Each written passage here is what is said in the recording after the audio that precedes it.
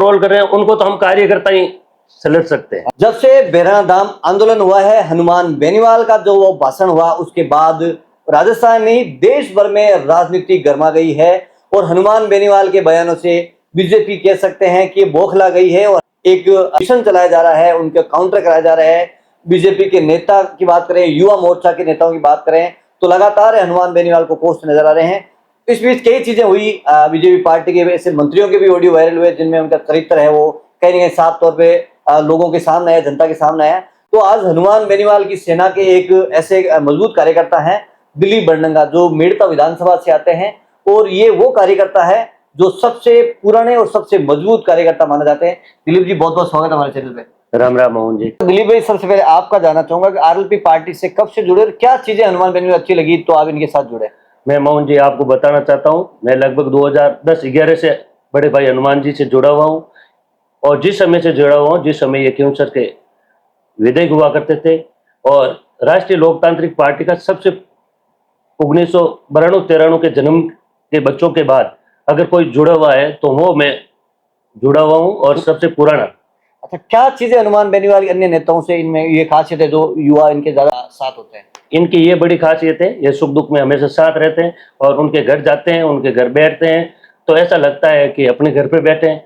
कभी ऐसा अगर वो हमें कहते हैं कोई बात में गलत हो सही हो, वो हमें सही रास्ता दिखाते हैं और हमेशा हमारी मदद करते हैं। ये बात हमें सबसे अच्छी लगी। क्या मामला है, हनुमान बेनीवाल हमेशा सुर्खियों में रहते हैं, इस बार तो कुछ ज्यादा ही सुर्खियों में आ गए।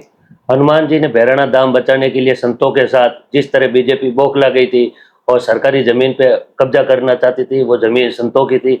उस बीच में हनुमान जी ने वहाँ कहा था कि ये मनबुद्धि है भजनलाल जी, तो उसको लेकर उसके बाद भारतीय जनता पार्टी के नेता मंत्री हनुमान के केवल एक बयान की वजह से, उन्होंने केवल बयान दिया था, कहीं सड़कों पे नहीं गए थे। सड़कों पे जाते तो पता नहीं क्या होता भारतीय जनता पार्टी का। एक बयान देने के बाद हर तरह के नेताओं को मुख्यमंत्री जी खुद व्हाट्सएप से भेजते हैं कि आप ये बोलो, मेरी बेइज्जती हो रही है। अच्छा, लेकिन बीजेपी का ये कहना है कि एक सांसद है, गरिमा रखनी चाहिए कि मुख्यमंत्री जैसे, अगर भजनलाल की बात करें तो मुख्यमंत्री पद पे है, उनकी गरिमा रखनी चाहिए। किस प्रकार से वो मूर्खातिराज उनको बोल दिया, इसको लेकर वो ट्रोल कर रहे हैं।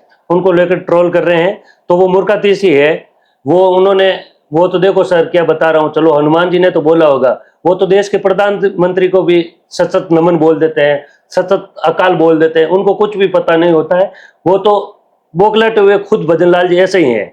अच्छा, जिस प्रकार से लोगों को कहना है कि कई मंत्री भी सामने आए कि तो ये आखिरी चुनाव, जीत नहीं पाएंगे, मैदान नहीं आ पाएंगे, क्या स्थिति है आरएलपी की? अभी आरएलपी बड़ी मजबूत स्थिति है और आरएलपी की सरकार बनेगी 2028 के अंदर। ये तो इसलिए आए हैं सड़कों के ऊपर कि साधु संतों का आशीर्वाद मिल गया, किसानों का आशीर्वाद हनुमान को, साधु संतों का आशीर्वाद हनुमान को, दलितों का आशीर्वाद हनुमान को और 36 कौम का आशीर्वाद हनुमान को मिल गया और हनुमान बड़ा मजबूत हो रहा है।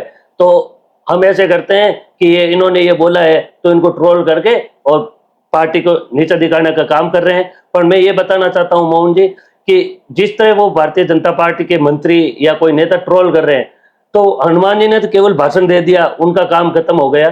परंतु मंत्री हो चाहे कोई यहाँ के लोकल नेता है जो खुद भी ऐसे रहते हैं, वो ट्रोल कर रहे हैं, उनको तो हम कार्यकर्ता ही सलट सकते हैं। हनुमान की जरूरत नहीं पड़ेगी, हनुमान जी की कहीं जरूरत नहीं पड़ेगी। अच्छा, बीजेपी के एक नेता है शंकर गौरा, जिन्होंने तो हनुमान बेनीवाल पे ये भी आरोप लगा दिया कि इनकी मानसिक दिवालिया निकल गया, इनकी जो बुद्धि भ्रष्ट होगी, इस प्रकार के आरोप भी हनुमान बेनीवाल पे लगे। मैं शंकर गौरा को कहना चाहता हूँ, जब वो यूनिवर्सिटी का प्रेसिडेंट का चुनाव लड़ा था तो उस समय शंकर गौरा हनुमान जी के आशीर्वाद से वहां चुनाव लड़ा था और चंदा भी हनुमान जी के कहने से, और राष्ट्रीय लोकतांत्रिक पार्टी उस समय थी नहीं, परंतु सभी किसान के बेटों ने इसे चंदे से चुनाव लड़ाया। कोई मानसिक रोग नहीं। मेरे तो ऐसा लग रहा है कि वो रात को बोल रहा था, रात को कहीं कहीं सेट होके वो ऐसी बात बोल रहा था। एक वीडियो और वायरल हुआ है, एक बीजेपी के युवा मोर्चा के जोधपुर के लीडर है, जिन्होंने ये बोला था कि हनुमान बेनीवाल तो नशेड़ी है और चुनाव आयोग ने उनको बोतल का चिन्ह दिया, जैसे थे वैसे ही चिन्ह दे दिया उनको। मैं मोहन जी आपको ये बताना चाहता हूँ कि वो जब बोल रहे थे तो उसके हाथ में चकना था, वो ऐसे ऐसे करके चकना खा रहे थे, खुद दारू पी के बोल रहा था। और उसका तो मेरे हिसाब से खोकर का तो घर भी उसे नहीं संभल रहा है और वो हमें संभालने की बात कर रहा है। वो खुद नशेड़ी टाइप के ऐसी बात करना और उनका जवाब देना भी, उसकी बात भी करना गलत है।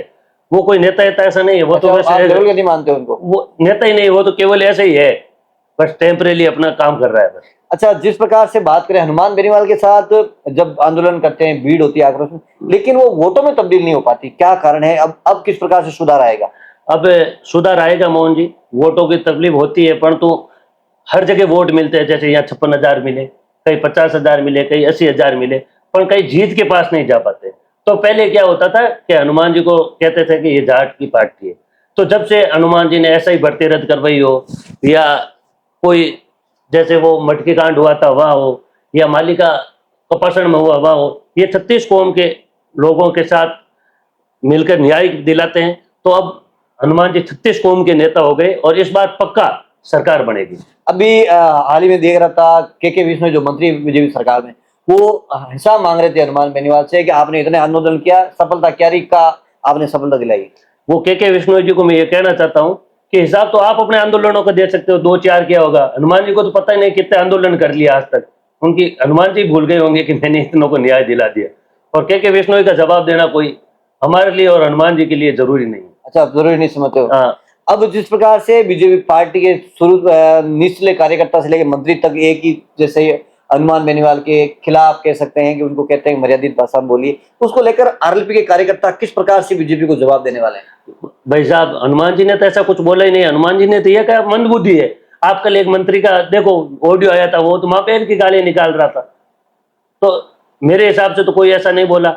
और अगर वो ट्रोल करेंगे, हो सकता है कोई ट्रोल करवा रहे होंगे, तो आरएलपी के कार्यकर्ता ही, नेता नहीं, आरएलपी के कार्यकर्ता ही हमारे जैसे ये पूरा मैटर सल्टा देंगे। हनुमान बेनीवाल के युवा में इतनी क्या एक्टिवनेस है कि जैसे रात को 12 बजे कूद करते हैं, आधे घंटे बाद में जो ट्विटर एक्स हैंडल है उस पे टॉप पर उनका ट्रेंड करने लग जाता है। क्या ताकत है, किस प्रकार से युवा काम करते हैं? युवा पूरे परेशान है इस देश में, और सबको यही उम्मीद है कि हनुमान जी न्याय दिलाएंगे और हनुमान जी हम सबको लेके आगे बढ़ेंगे। तो वो ध्यान रखते हैं कि कैसे लेके हनुमान जी क्या कर रहे हैं। तो ट्विटर में रात को 12 बजे 2 नंबर पे चला था।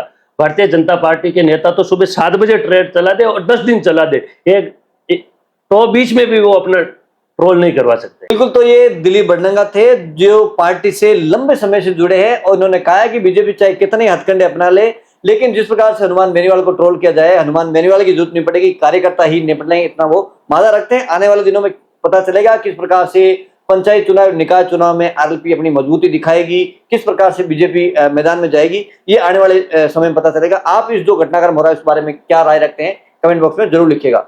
नमस्कार।